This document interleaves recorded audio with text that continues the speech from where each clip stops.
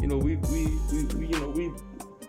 been so lied to, you know, and you have to take everything with a grain of salt, man. And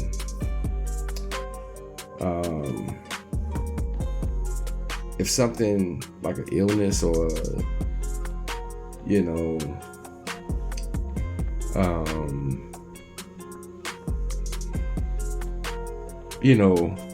it's kind of like Socrates said, you know yourself, right? You have to understand, and of course our Messiah, who trumps everyone, you know, always talked about, you know, self-inventory and self-examination, right? And your impulses, your temptations, you know, keeping, you know, those things under control. You know, so that's why, you know, understanding, you know, the way we operate as individuals, you know, we have to understand how the Most High operates. We have to try to understand, and we can find most of that in, you know, Torah, the instruction given to our Messiah, given to us, you know, and, you know, when you understand, you know, the way the heart operates, right? What it does, okay? You know, it's basically a central, you know, organism of our physical bodies. However, the heart in supernatural terms or spiritual terms, you know, it governs our spiritual being. So just like the heart governs our physical being, right? Or the things we do.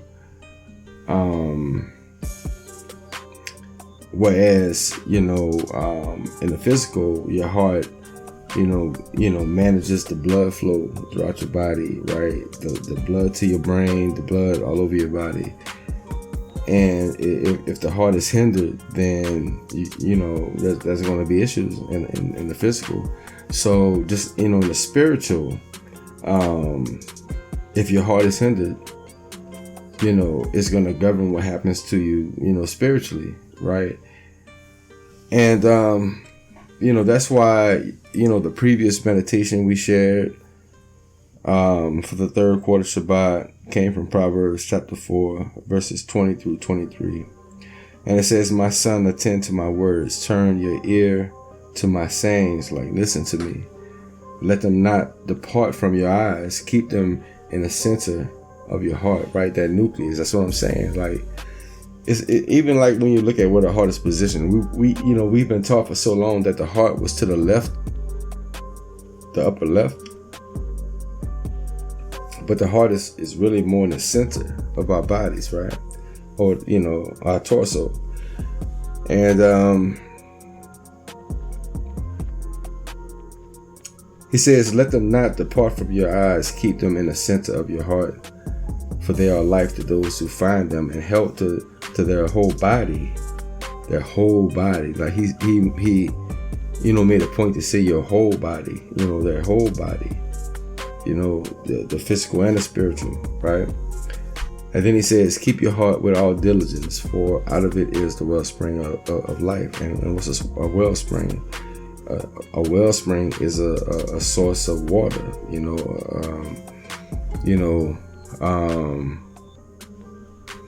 and, you know, it's something that produces, okay, several resources. Like water can do so much and be used for so much, not only to quench our thirst, but also to provide energy, right? It's a force of destruction. You know, if you've been looking at what's been happening, you know, in the Midwest, I think, you know, Kentucky, and then St. Louis, you know, I saw the flooding going on there. And may I say, man, I really believe we have a lot of prayer warriors out here, man.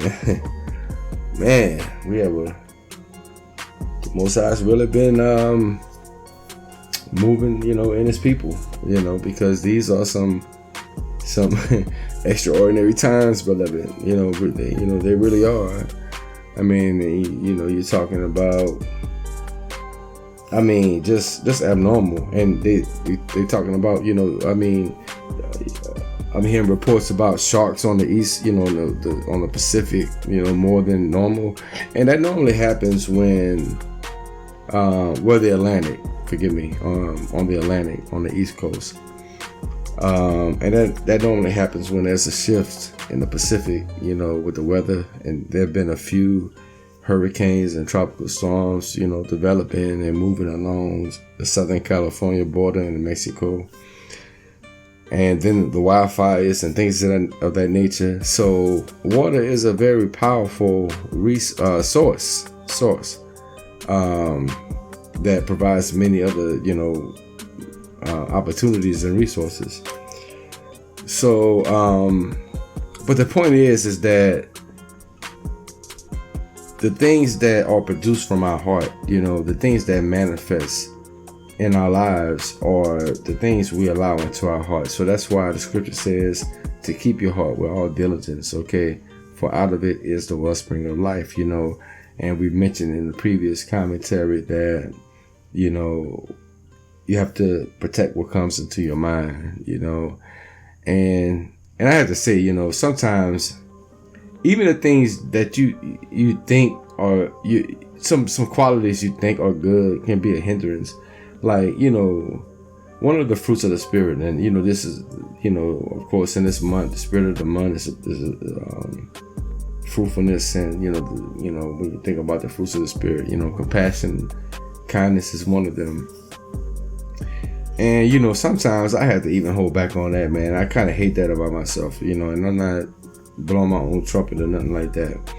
But I'm just saying, like, sometimes I can be, I put it like this, and some of you may know that sometimes you can be too compassionate or too kind to a point that it even affects you. And I'm not saying not to be, I'm not saying to not have a compassionate spirit or a kind spirit, but you have to guard your heart with that, because not everybody is for you, man, and not everybody is going to appreciate that. They really won't, man, I'm telling you. So you really have to be, and our Messiah was, he was like that. He knew, he knew everybody didn't deserve his compassion. He knew everybody, didn't deserve his kindness. And the ones who didn't, they what happened, and what will happen, My point is to save yourself a lot of heartache. Just, make it a point to guard your heart, because we are giving people, man. We are loving people. We may not always show that love to one another, and sometimes we do. Some of our people get it, but it's unfortunate that we're quicker to forgive our oppressor than we're quick. We're quicker to forgive our oppressors, than forgiving each other. I'll put it like that. Our own family members, man. We'll forgive somebody who put us through over 400 years of hell before you even forgive your own loved one, or your own brother or sister, And so I think that's a problem with Israel that we have to work on. So, don't be, perplexed by this world. You really have to stand on Torah. You really have to stand on Scripture, You really do. And so I'm gonna leave you with this scripture from Philippians chapter 4, and it says, "Rejoice in our King always." Again, always rejoice in our King, Yahushua, the line of Yehuda. All right, rejoice in Him because He is the image of the Most High, right? He is our Messiah. He is our Savior, right? And when we rejoice in our Messiah, we're rejoicing in the Most High. All right, because His name simply means the Most High is my salvation. So it says, rejoice, let your gentle spirit be known to all people. Okay, and I'm kind of paraphrasing here, but I had to say, keeping your body set apart, right? You have to do that. And keep your heart pure, all right? Because the Most High is at hand. What does that mean? The Most High willing, like I said, we're going to get into this before the sixth trumpet sounds. Regarding the judgment of the Most High. Because, the Most High is at hand. The Most High always paved the way before He came. Like, even like when you look at the flood, like how the Most High used water, right? We talked about the well springs and the resources, that. But anyway, He used water to destroy the earth the first time. And I'm gonna say this too, the Most High doesn't like violence like that. He doesn't. He uses it because He has to, because of the wicked. And He's gonna do what He has to do to protect His word, to protect His people. And if you look at what's going on in the world today, maybe you'll understand that. Because again, as I always said, the Most High is fighting for His people. He's fighting for us, Zion. All right. And we don't like seeing all this catastrophe. We don't like seeing everything, all of the evil going on in the world. Like we really, I'm gonna speak for myself. You don't like seeing it. All right. But then it has to be done, because this world only understands one thing, and that's power. This world only understands one thing, and that's power. And so the Most High is going to show them. He's going to help them understand. He's going to help them. All right. So again, guard your heart. All right, and keep your heart pure, because the Most High is at hand. So don't be anxious, but in everything by prayer and supplication with gratitude, let your requests be made known to the Most High, our Heavenly Father. And His peace that surpasses all understanding will guard your heart and your thoughts in our Messiah, Yahshua. All right. So study the scripture, beloved. Study the whole chapter, please. And like I said, we for this particular month, I really wanted to focus on the individual, going through this, because it can be a lonely walk at times. A lot of us waking up to the truth, we're looked at as the quote unquote black sheep of the family. We don't worship the same way, we used to worship. We don't eat the same things we used to eat. We don't say the things, we used to say. And I think for the most part, some of us try to do our best not to judge. Even though we have to teach, we're not judging, we're just sharing information.